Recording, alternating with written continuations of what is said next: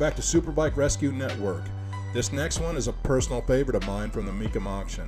This is a 1991 GSXR 1100 endurance racer. In the interest of full disclosure, I am heavily biased towards 91 and 92 GSXRs. I have spent nearly 20 years searching them out. When I was a broke kid, all I could think about was getting the perfect GSXR. As a broke adult, I still dream of getting the perfect GSXR. The 90s were an unusual time in history when we collectively decided that we needed pink stripes on everything. I want to thank everyone who took the time to stop, collaborate, and listen to me talk about this bike. Bringing back early GSXRs to greatness is what inspired this channel. So when I saw this bike, I was hooked. This is a factory endurance racer, still in full race prep. Unfortunately, I just couldn't think of a single thing I'd want to do with a motorcycle set up to run at high speeds for extended periods of time. Nope.